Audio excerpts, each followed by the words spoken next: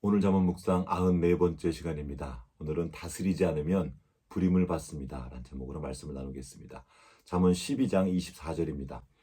부지런한 자의 손은 사람을 다스리게 되어도 게으른 자는 불임을 받느니라. 다스리는 것은 온 우주의 창조자여 주권자이신 하나님의 일입니다. 그런데 하나님은 그 엄청난 권세를 사람에게 주셨습니다. 일단 하나님이 하시는 그 일을 하려면 하나님의 형상을 닮은 존재여야 했습니다. 그래서 하나님은 사람을 지으실 때 당신의 형상을 따라 지으시고 그들에게 복을 주시며 말씀하셨습니다. 하나님이 그들에게 복을 주시며 하나님이 그들에게 이르시되 생육하고 번성하여 땅에 충만하라. 땅을 정복하라. 바다의 물고기와 하늘의 새와 땅에 움직이는 모든 생물을 다스리라 하시니라. 다스림은 하나님이 당신의 형상을 따라 지으신 사람에게 주신 놀라운 복인 동시에 하나님의 명령이었습니다. 하나님의 명령은 우리의 존재의 진실을 나타내는 것입니다. 하나님은 우리가 할 수 없는 일을 명령하지 않으십니다. 우리 안에 먼저 그 일을 행할 수 있는 생명의 진실을 담아주시고 그것을 나타내게 하십니다. 그런데 사람에게 죄가 들어왔고 사람은 타락하여 하나님께 주신 그 복을 받아 누리지 못하게 되었고 하나님의 명령도 거역하게 되었습니다. 그렇게 사람이 다스리는 자의 진실을 나타내지 못하게 되자 이번에는 불임을 받는 존재가 되어버리고 말았습니다. 사탄을 밟고 다스려야 할 존재인 우리가 사탄의 종노릇을 하게 된 것입니다. 우리가 다스리지 않으면 아무 일도 안 일어나는 게 아니라 다스리는 존재인 우리가 불임을 받게 되는 황당한 일이 일어나게 됩니다. 실제로 인류는 죄의 노예가 되어서 죄의 불임을 받으며 죄의 종노릇을 하며 살아왔습니다. 이 모든 것이 다스림을 포기했기 때문에 일어난 일이었습니다. 그런데 이 모든 일을 회복시켜 놓으신 분이 바로 예수 그리스도입니다. 요한복음 17장 2절입니다.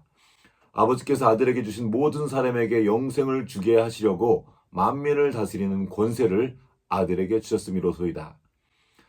하나님 아버지의 독생자로 이 땅에 오신 예수님으로 말미암아 우리를 죄에서 자유케 하시고 다시 하나님의 자녀로 삼아주셨습니다. 동시에 다스림의 권세 또한 회복시켜 주셨습니다. 왕같은 제사장이 되어 주님과 함께 다스리는 자리에 서게 하신 것입니다. 이 모든 것은 그리스도께서 은혜의 선물로 거저 주신 것입니다. 하지만 주님께 행하신 일을 믿음으로 그 진실을 나타내는 것은 우리가 해야 합니다. 생명의 진실이 있다고 그 진실이 저절로 나타나는 것이 아니죠. 우리가 나타내야 합니다. 그 과정에서 필요한 성품이 바로 부지런함입니다. 하지만 우리가 부지런한 것을 정말 싫어하는 존재가 있습니다. 바로 사탄 마귀입니다. 우리가 힘써 그 다스림의 진실을 회복할 때 우리가 그들을 발로 밟을 것이기 때문입니다. 그래서 어떻게든 우리의 부지런함을 회방하려고 합니다. 이를 위해 원수가 우리 안에 심어준 것이 바로 게으름입니다. 게으름은 하나님을 대적하는 욕망입니다. 잠시 자기 마음대로 하는 것 같지만 그 결과는 불임을 받게 되는 것입니다. 잠언 12장 27절입니다. 게으른 자는 그 잡을 것도 사냥하지 아니하나니 사람의 부귀는 부지런한 것이니라. 사냥은 결코 쉬운 일이 아닙니다. 사냥을 위해선 준비해야 될 것이 정말 많이 필요합니다. 사냥할 대상에 대한 연구도 필요하고 사냥을 위한 지혜도 필요합니다. 준비물도 필요하고 계획을 실행할 몸도 준비되어야 합니다. 하나님은 이 모든 것을 실행할 수 있는 지혜와 능력을 우리에게 주셨습니다. 사람은 창조주 하나님의 형상을 따라 지음받은 정말 놀라운 존재입니다. 하나님 우리 안에 정말 놀라운 것들을 담아주셨습니다. 하지만 우리가 사용하지 않으면 그 모든 것은 없는 것이나 마찬가지가 됩니다.